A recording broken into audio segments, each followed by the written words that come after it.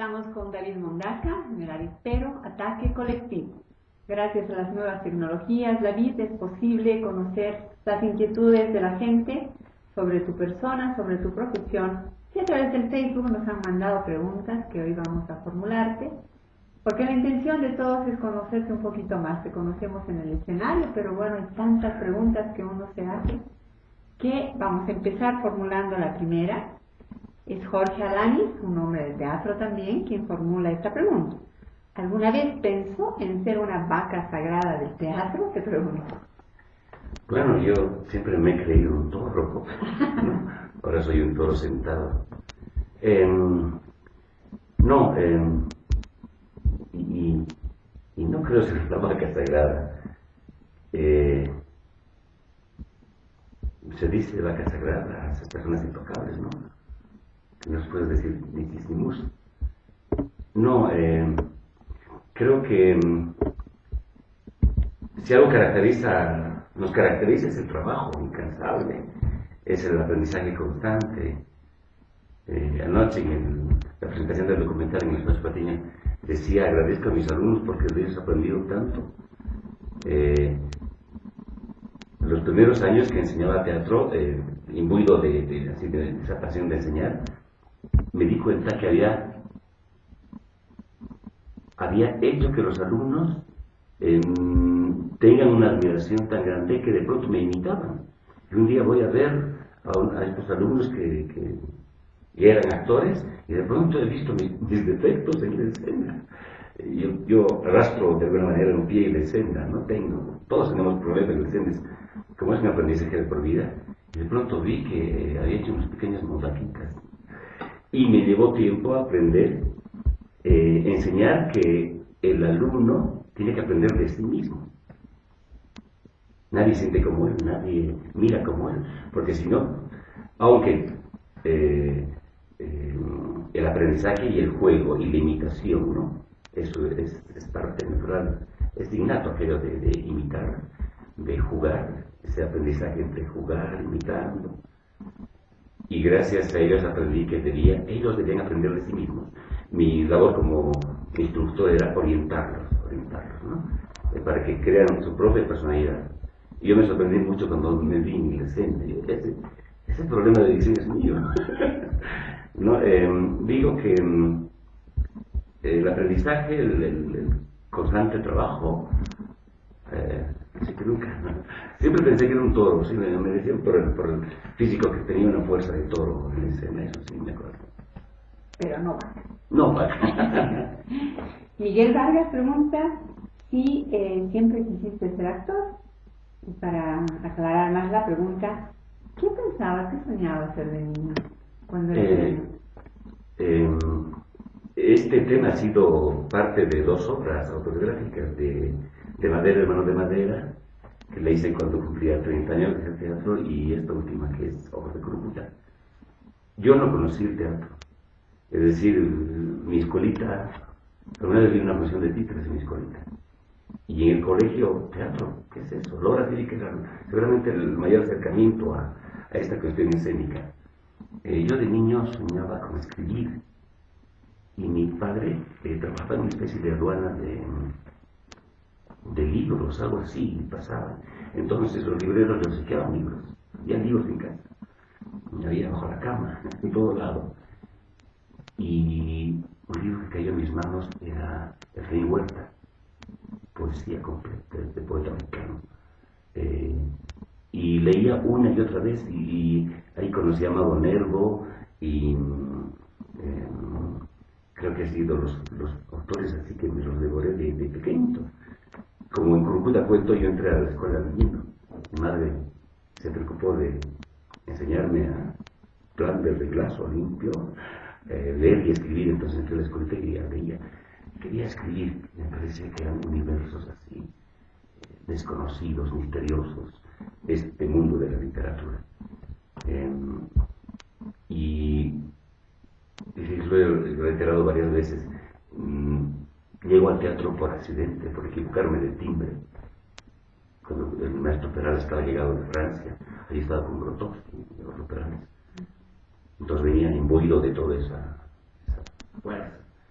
yo llegué, pensé que era el curso de filosofía, yo le he contado varias veces, y era un curso de teatro, pero entendí que el teatro aunaba esto, el cuerpo, el pensamiento, la emoción.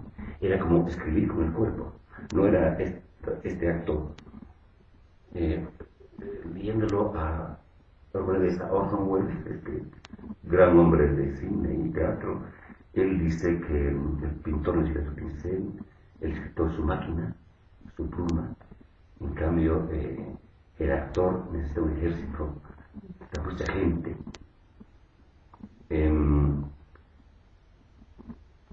Y yo tengo cierta habilidad con las manos, quería inventar cosas.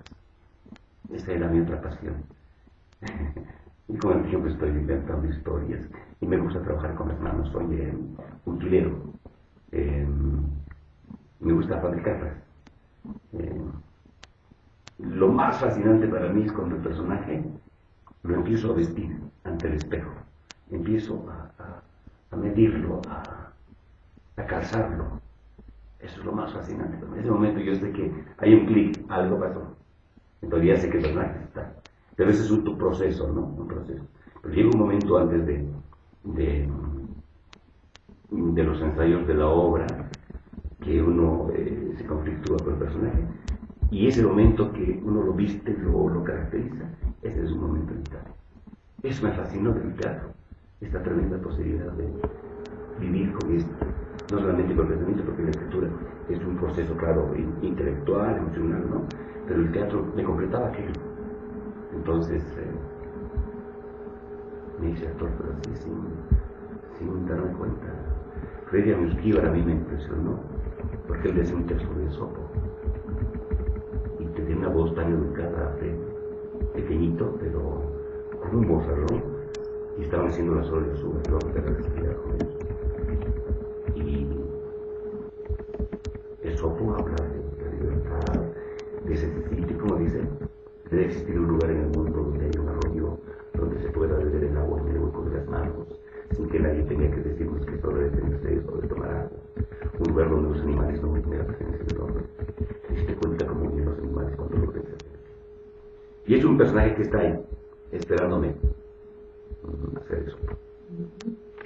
Ese es mi acercamiento al teatro, es por accidente. Y la escritura la he dejado para esta etapa. Tengo 58 años y bueno, me quedan cantidad de personajes que hacer, pero la escritura iba a ser producto así de largo aliento, de larga preparación, no había prisa. Hay tanto que hacer, hay tanto escrito. David, hablando con la gente que ha trabajado contigo, que te ha dirigido, etcétera, a veces surge el latito en la memoria. David al principio se olvidaba los textos, y hoy es admirable su memoria.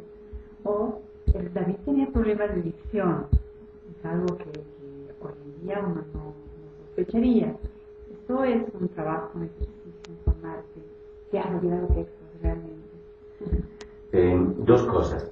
Cuando una palabra me gusta,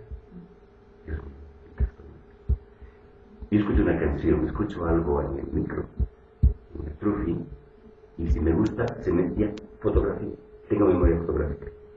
Tengo horas y horas de texto acá. Si un texto me gusta, a la primera vez lo tengo.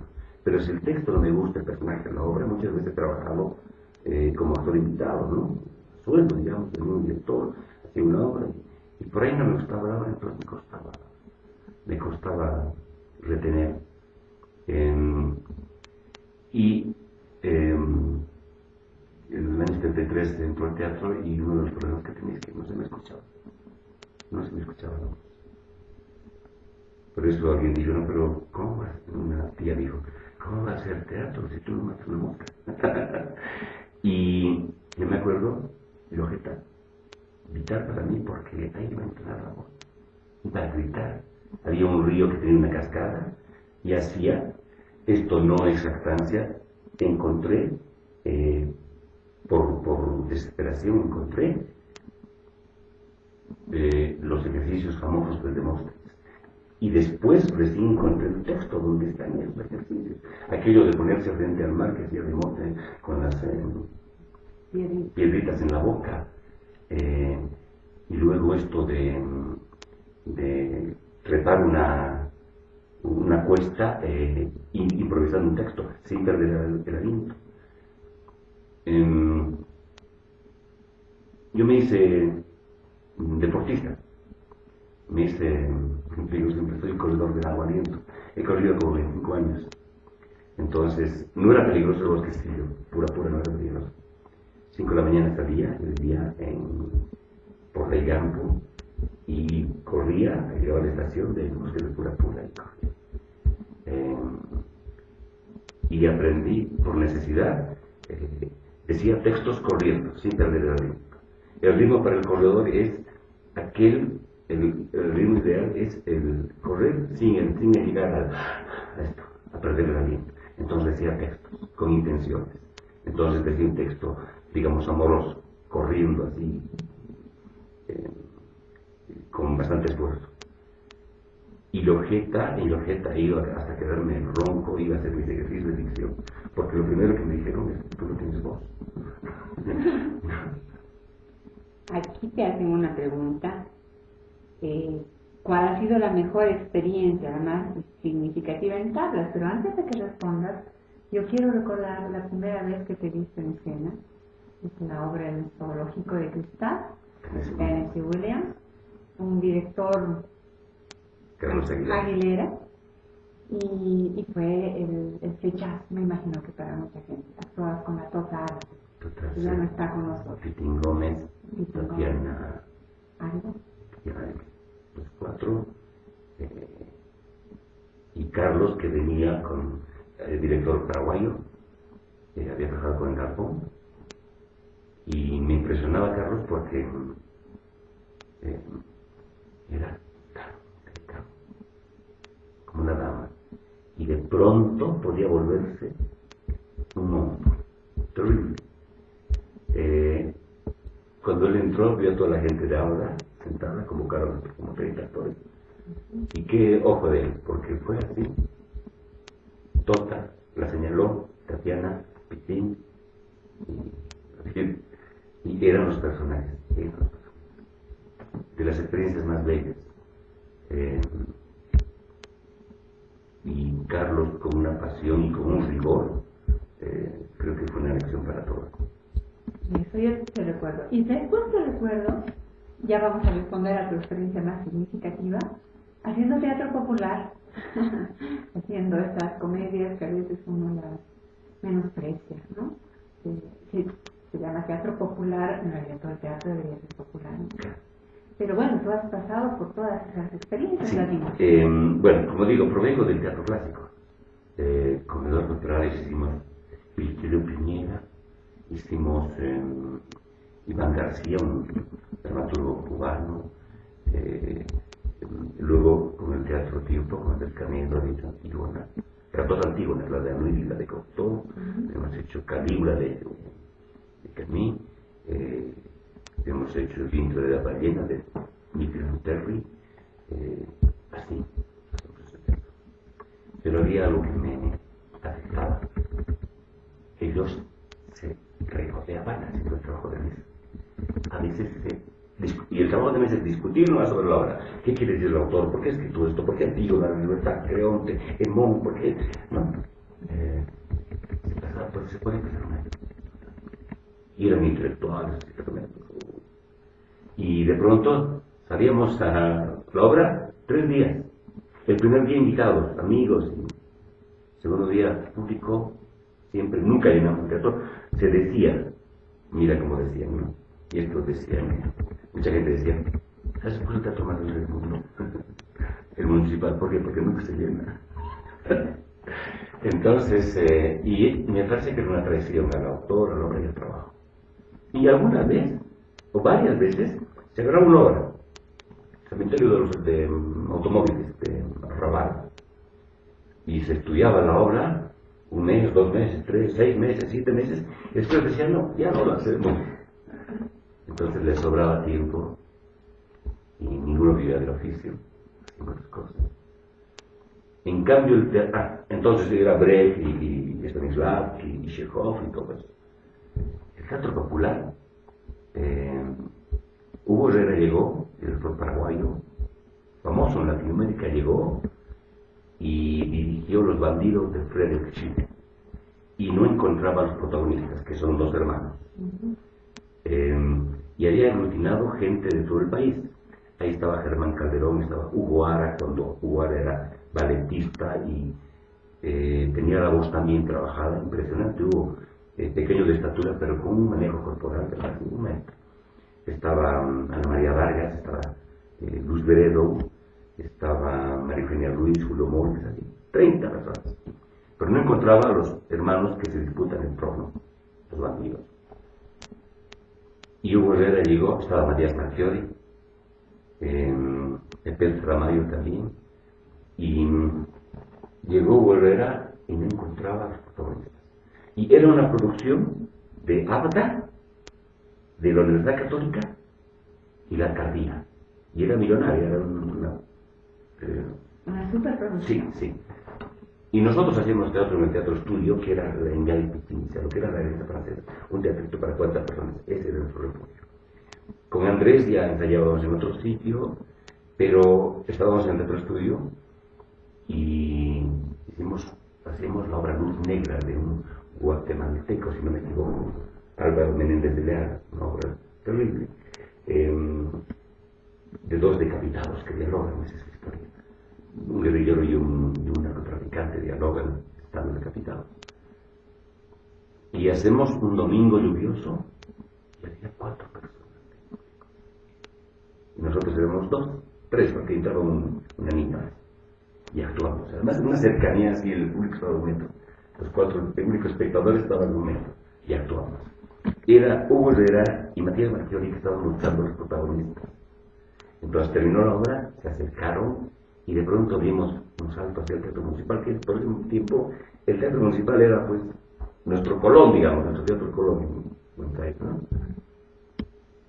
Y de pronto hay que conocer a la gente porque ABDA estaba de alguna manera ahí. Quiere decir que ABDA es la Asociación Boliviana de Actores. Sí, estaba don Humberto Rada de la Peña, aunque ellos no llegaron a trabajar, pero sí estaban, ¿no? O don Humberto creo que hacía un pedacito, hombres del teatro popular, de esta playa de actores de Salmón, ¿no? Creo que don Humberto de la Peña llegó a trabajar incluso. Y protagonizamos de pronto Los bandidos de capa y espada, aprendimos esgrima con Bedoya, Pepe Bedoya, él era campeón de esgrima, y él nos, ¿cómo se era? Vestuario, impresionante la obra. Y de pronto conocí a la gente del teatro popular. El teatro popular no hablaba de Stanislavski, no hablaba de Brecht, no hablaba de la soledad del público de la Puerta Tarek, pero de pronto lo que hace en escena es impresionante. Lo que digo en El Santo del Cuerno, ¿no? Cuando el ilustre habla, dice, doña Nelly Rada, doña Gardelos, dice, esas son actrices, porque con una palabra te hace reír, con la otra te hace mucho llorar. Y eran así, impresionante la gente y cómo. Entonces había que aprender de ellos, y además tenían el teatro. Había que aprender de ellos y fusionar estas dos experiencias, digamos. Tal vez, a ver, no sé quién quedó ahí, no creo que sea el único de haber fusionado ambas cosas. Y ahí conocía para mí este actor es tan extraordinario, David Santalla. David Santalla es el talento de rebalsa del cuerpo. Otro Cacho Mendieta. Cacho, una vida impresionante para hacer comedia, farsa y ser dramático. Conocí a don Tito Landa y llegué a conformar el elenco municipal de comedia. Entonces hacía papeles del galán, del jovencito, ¿no? Y las obras eran pues en 3 actos. Y don Tito Landa hacía obras de autores nacionales. Carranza Siles, de Wilder Cervantes, de don Rosal Salmón, llegué a conocer a don Rondón. Hice 3 generales. No, Juana Sánchez. Entonces la experiencia de pronto era mucho más inmediata y por entonces se hacían las minas, efectivamente las minas, pero no era gira de una semana, eran más. Y se hacía giras Cochabamba, Oruro, los centros mineros, era otra cosa. Ahí conocí a este gran hombre de teatro y de cine, don Julio de la Barra. Es el personaje siniestro de Dallas, ¿no? Gente muy sencilla, pero en escena era una capacidad para improvisar, pero perfecta. Había que fusionar eso. De ahí que me quedé en el teatro popular. Y luego me zafé de aquello para conformar grupos independientes. Ya a los años 80, cuando sacamos el teatro del teatro, hicimos teatro bajo una premisa que era teatro breve para la gente que tiene prisa, porque la gente no iba al teatro. No iba al teatro. Y de pronto empezó a hacer yo me había abierto el Microclima, que era al lado de... ¿El Montículo, verdad? Sí. ¿No? Antes que sea en su casa, que está allá abajito, era en pleno Montículo. En el socavón, en el primer equinoccio. Entonces salíamos a hacer... A buscar a tu... Sí. Y de pronto ahí conocimos, la gente nos decía, ¿y ustedes de dónde son? ¿Cómo que no? ¿Cómo que no nos conocen? No hacemos teatro tanto tiempo. Y la gente decía, es que no voy al teatro. ¿Y por qué no vas al teatro? Porque las obras que hacen son aburridas, ¿verdad? Son así clásicas, tediosas, y además quedan muy lejos. Y claro, hacíamos teatro a las 10 de la noche, a las 11. Entonces, ¿qué pasaba? Que la gente llegaba de la oficina y salía con la novia y cenaba y después decía, vamos a ver teatro. Es a las 10, cansaría tiempo. En cambio, en el teatro municipal nos exigían 7:30 abrir el telón. Y la gente ni llegaba, ni lograba llegar. Mira, tan rico todo lo que dices de estos 40 años, tan llenos de cosas, que yo creo que le has respondido a Oscar Usagasti, que quería saber cuál había sido el momento más significante. ¿O hay alguno en particular que quisieras destacar?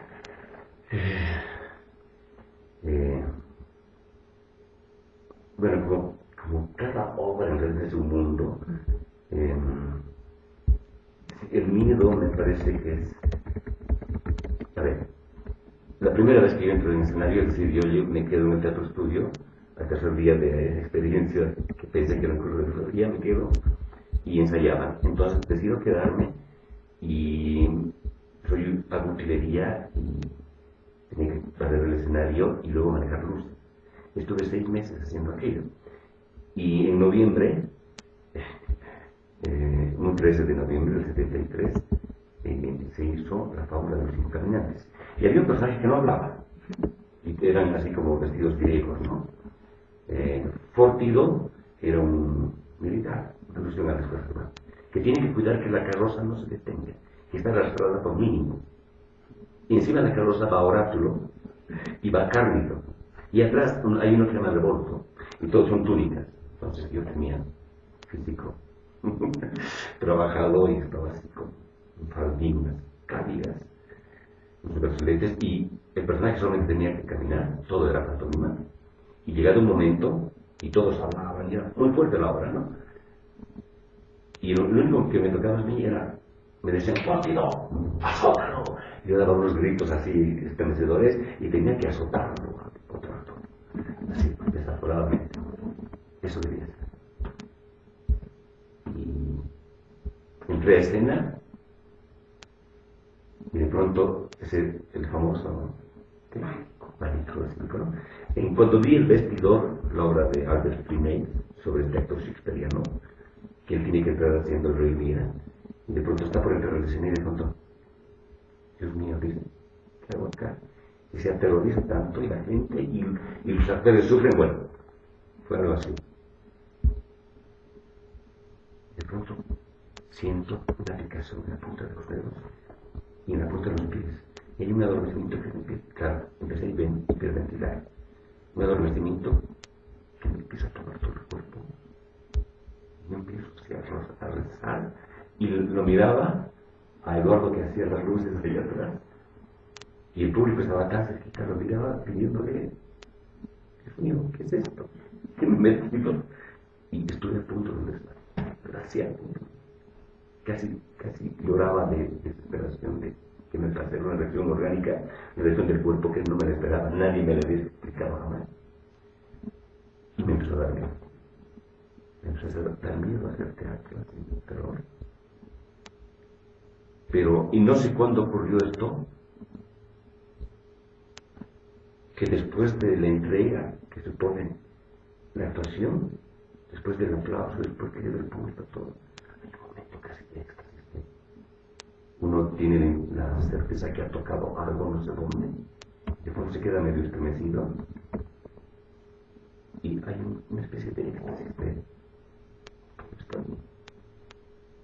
todo tiene su razón de ser, todo está explicado, no hay conflicto, no hay angustia, no hay dudas de la vida, de la muerte, no, es un estado, creo que es el momento más significativo, ahora lo espero, después en el pleno, me gusta esa cosa medio orgásmica, porque te queda así, una sonrisa así. Y eso es lo que te hace seguir.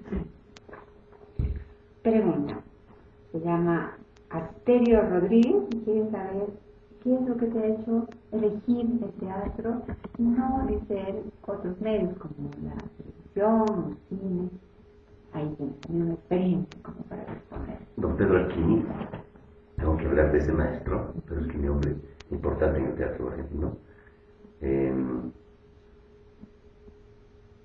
Me contó que después de hacer años de teatro, decidió hacer televisión.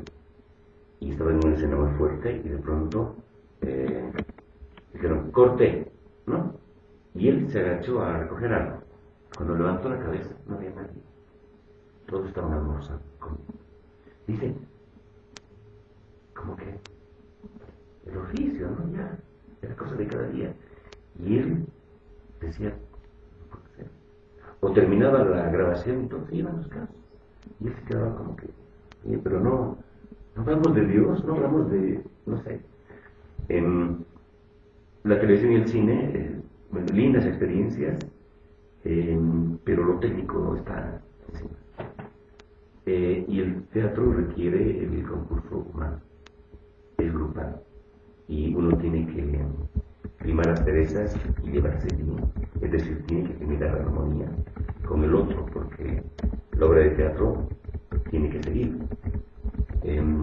Cuando tuvimos la experiencia con Humberto Sorra, el director cubano, en un curso que hicimos en Colombia con mucha gente de cine, él decía que no le importaba.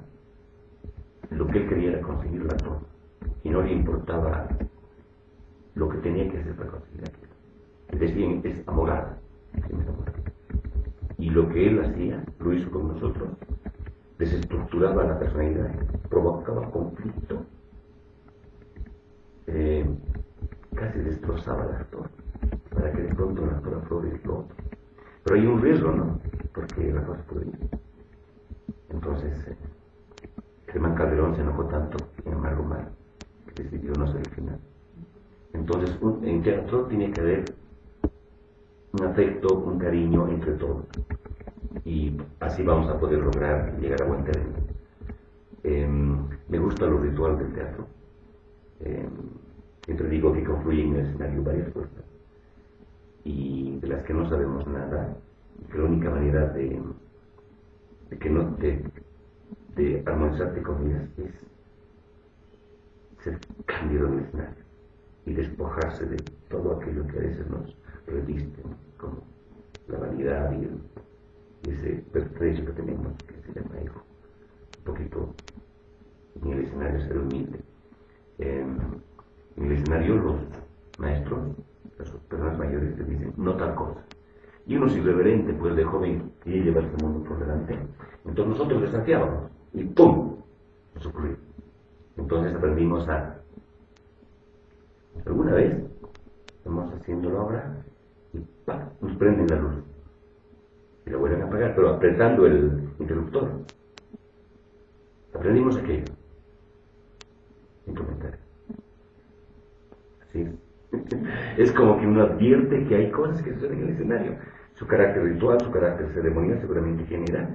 El señor Stanislavski en Manual del Actor dice rayos, en la rayos. Dice un fenómeno que se da en el escenario y que la ciencia del futuro se encargará de velar. Entonces existe. voy a contar una pequeña don Jorge Piñataro, crítico uruguayo, que ha estado muchas veces acá en Bolivia, se ha muerto este año, un gran amigo del CITAD, me dijo cuando lo entrevisté sobre qué le había parecido un cierto CITAD. Y él valoraba muchísimo el trabajo que tú habías hecho en ese festival.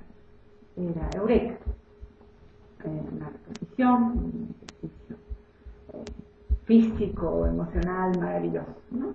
Y él me dijo, ¿se dan cuenta ustedes los bolivianos de lo que tienen?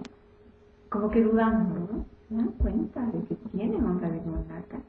Y a veces eso nos pasa, ¿no? Con nuestros artistas, con nuestra gente, de pronto no la aquilatamos realmente lo que vale, ¿no? No sé si tú sientes eso, o tú eres la excepción de pronto y sientes que la gente te reconoce, te quiere, te aplaude, sabe qué haces, te aprecia por lo que haces. ¿Cómo lo sientes tú en esta tu relación con los otros bolivianos? Bueno, siempre trato de no engolosinarme con el aprecio del público. Es bien fácil tropezarse, la vida nos ha tocado a todos. Y más trato de pasar así de bajo perfil, ¿no? Un día que se va a la Plaza Barba, hay un montón de jóvenes que están bebiendo. Y yo, no voy a tener problema, porque no falta quien se te acerca y te besa y te quiere, ¿no? Y de pronto me camuflo más mi gorro, ¿no? De pronto escucho en media plaza, ¡Tomaca! Bueno, sí, ya me han visto, estoy haciendo 40 años, teatro del país, ya me reconocen. Para la gente de La Paz tal vez es un poco, como somos un poco distantes, huraños. En el interior es donde me pasa en Cochabamba, el afecto de la gente es así, directo. Con La Paz también, pero como que es más difícil, como que tiene que ver. Habíamos hecho la Misquisin con Tito Landa el año 81, 82.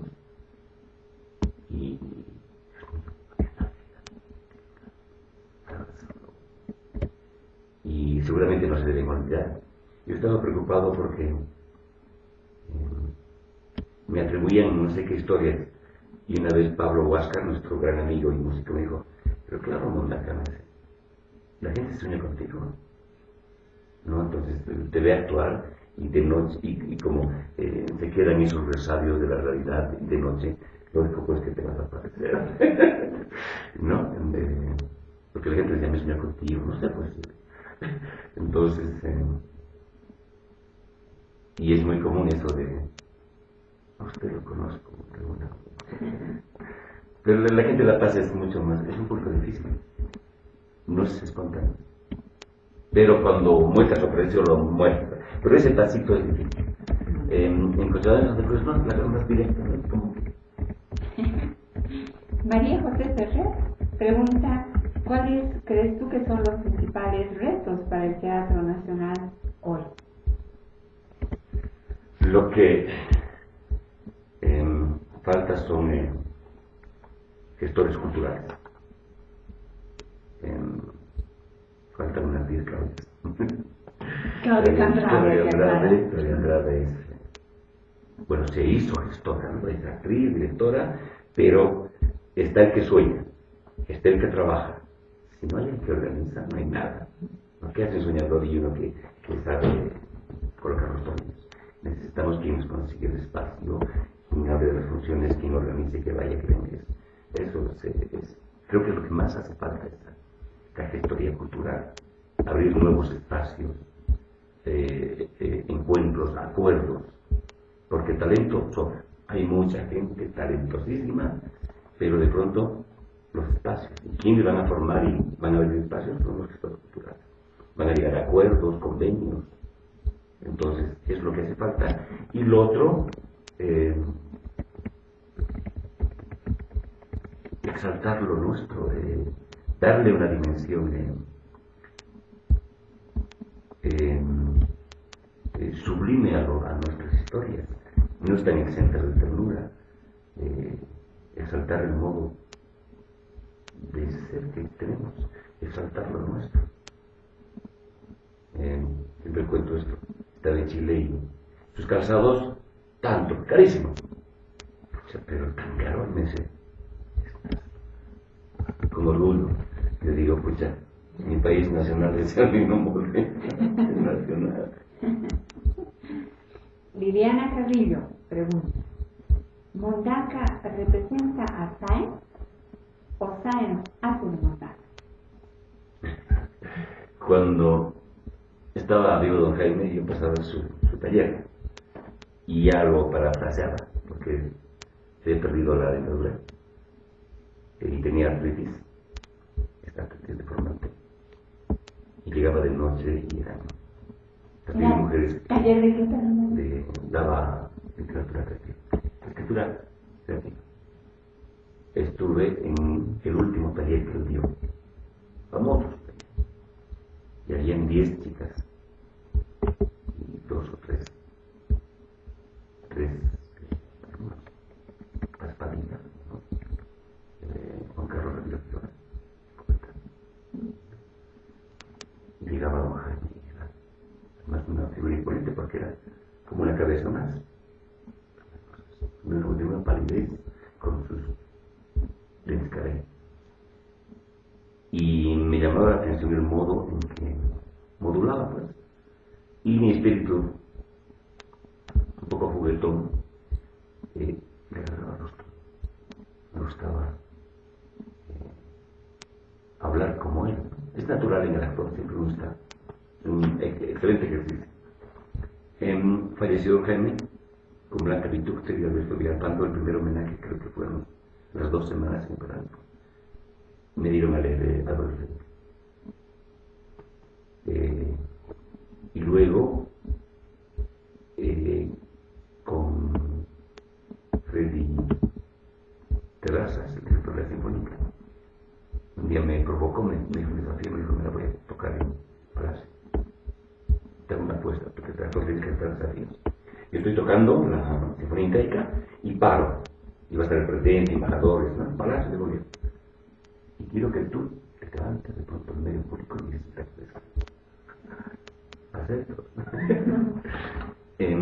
Y luego vino la propuesta de Marcos Loaiza para el olor de la vejez, donde hay una escena que me gusta. Es una escenita, es como un movimiento de la cámara, donde hay un perfil, pero que idéntico. Pero para eso, Marcos me proporcionó un cassette donde Jaime leía los poemas, hasta agarrarle el tono, a tal punto que yo sí escuchar mi voz grabada, haciéndola pasar por el poeta, y la gente no se ubicaba. Y dice Cachín de Sané que cuando vio, dijo, ¿pero cuándo el Jaime afirmó esto?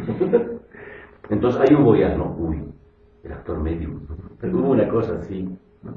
En esto de Agramón, el Japo decía que era muy fuerte esa escena, como era amigo de don Jaime.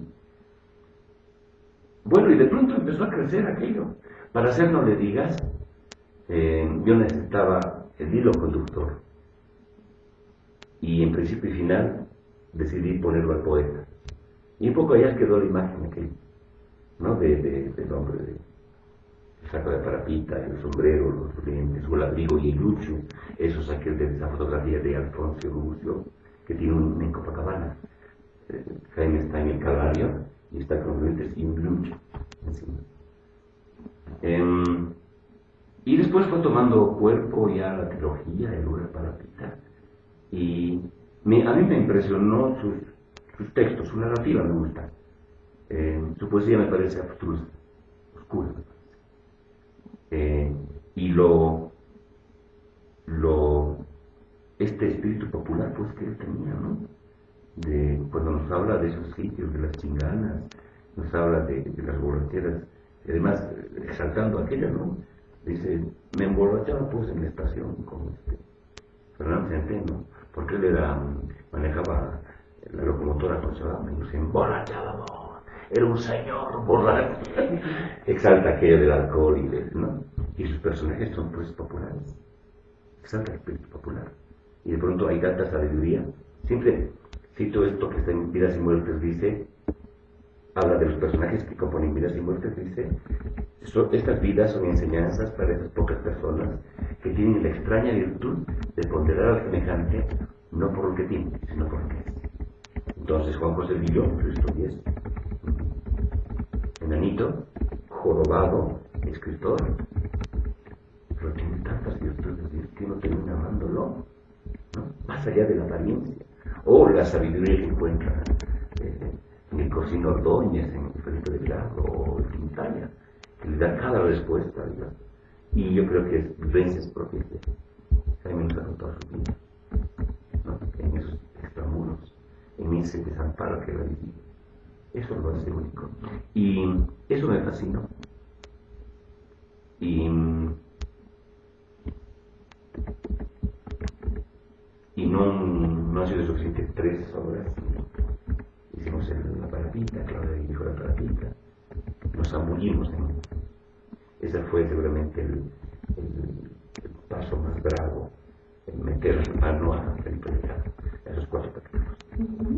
En la misma línea, Guaira Ari te pregunta qué ha significado para ti personificar a Sáenz cuando uno y otro son tan diferentes.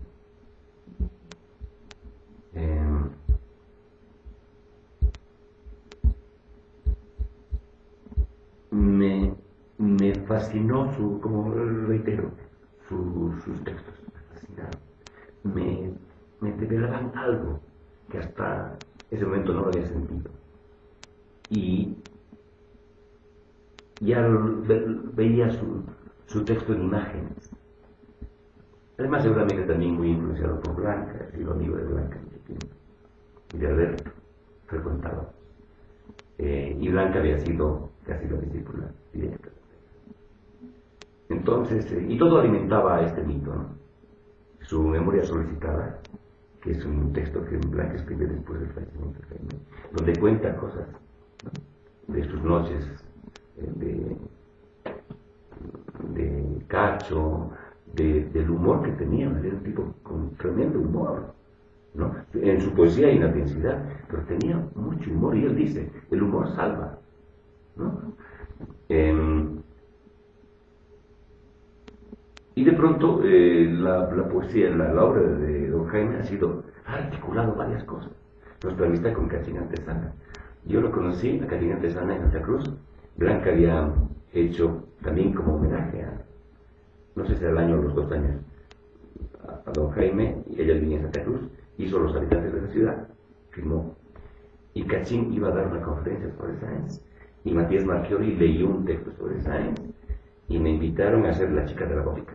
Es el texto que ahí conocí a Cachín.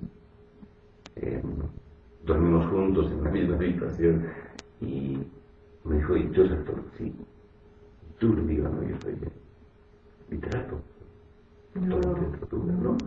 Y hablamos, me habló de sus libros de Garrinches, ¿no? De latín, de Garrinches, ¿no? De Furbo. Sí. Y lo perdí de vista.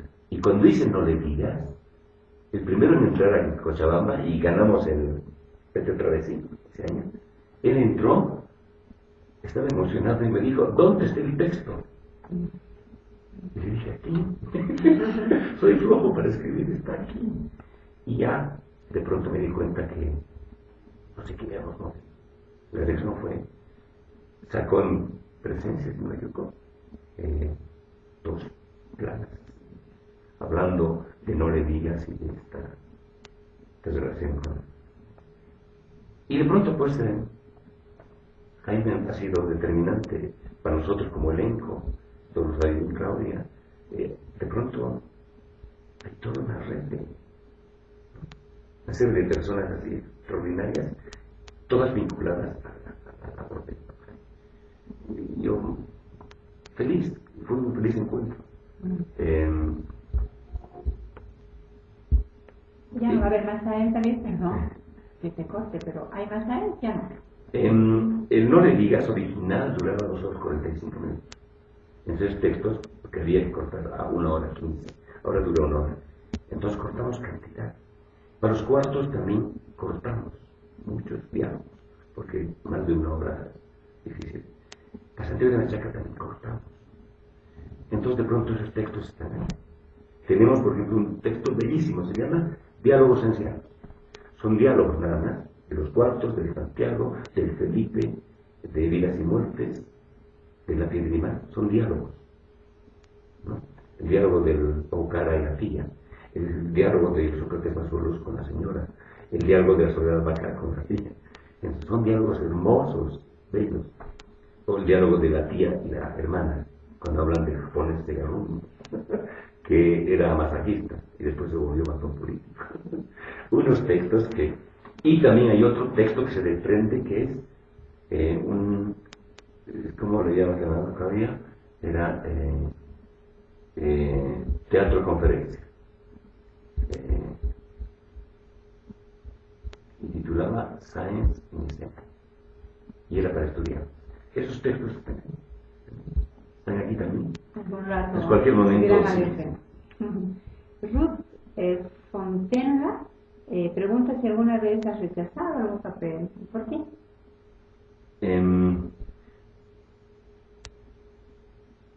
Tuve experiencias así donde me invitaron como actor y pues uno tiene que decir, ¿no? Si el hijo anda buscando hongos, como es decir, oye, hay alucinógenos, cuidado que tenemos una vez.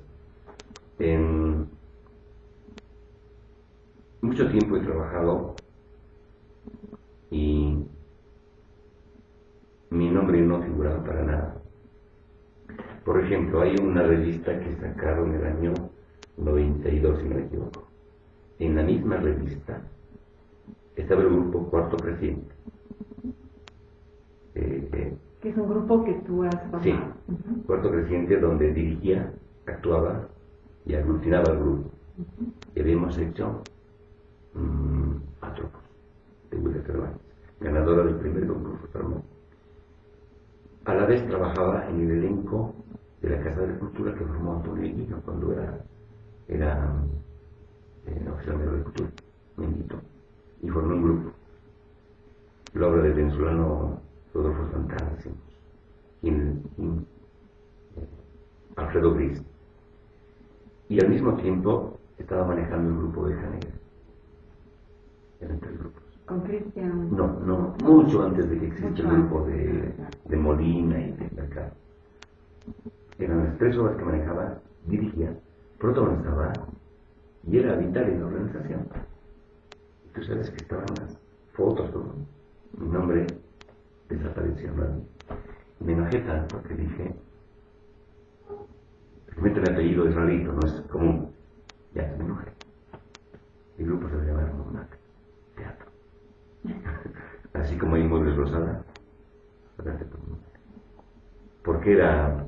Y tanto que después el grupo de Janeiro aparece años después, ¿no? Ya era otra cosa, pero de alguna manera se omitía que ya existía ese grupo. Y de pronto, y mucho tiempo trabajé, yo le debo esto a Pitín Gómez, Raúl Gómez, el consejo de oro que me dio.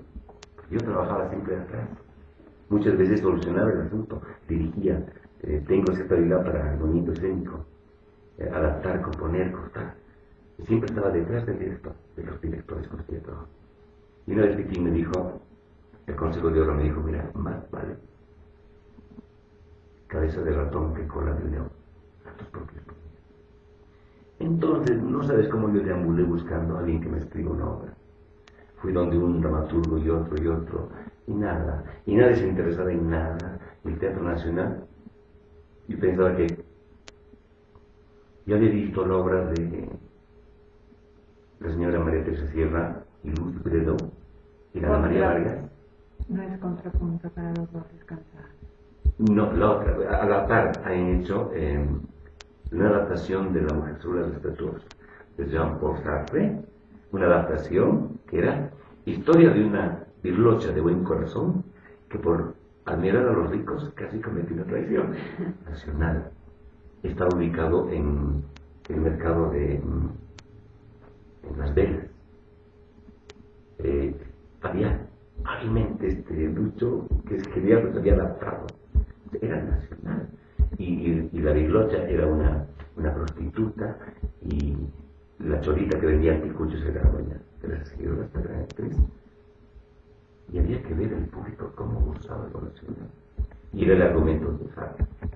Entonces se podían contar historias nuestras con mucha altura, hablar de lo nuestro. Esa era mi frase. Y le hice caso a Pitín Gómez, y un poco me separé de los grupos conformados para hacer lo nuestro y empezar a contar nuestras historias. Habíamos hecho teatro latinoamericano, habíamos hecho teatro breve, cantidad de obras españoles, argentinos, café teatro, con Corto Presente sobre todo, con Valeria Catoira, con Rubén Gómez, con Tatiana Mancilla, ese era otro grupo. Con Claudia hicimos Marqués de Sade, El Nuevo Mundo, con María Elena, un grupo bellísimo. María Elena Correa. Sí. Y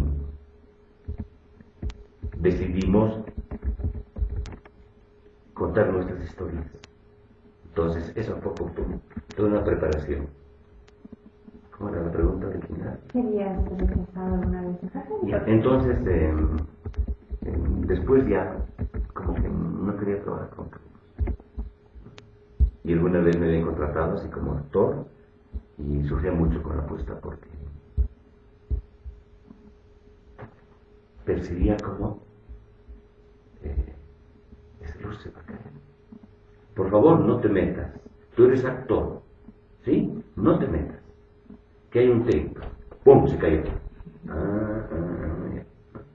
O una vez estamos filmando, igual, ¿no? Pues actores, en cine ocurre así. Uno no tiene que tocar nada. Es actor y punto. Y ese es el camino del divismo. Ahí vuelven, se parecen los libros que dicen, yo soy actor, yo soy actriz. ¿No? Entonces tienes que llevar las maletas, no es el actor.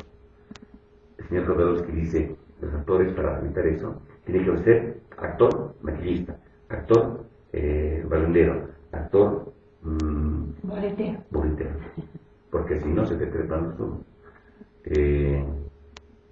Había participado en un video y pronto una de las luces iba a caer a la piscina. Tenía niñas no la me iba a ver ¿no?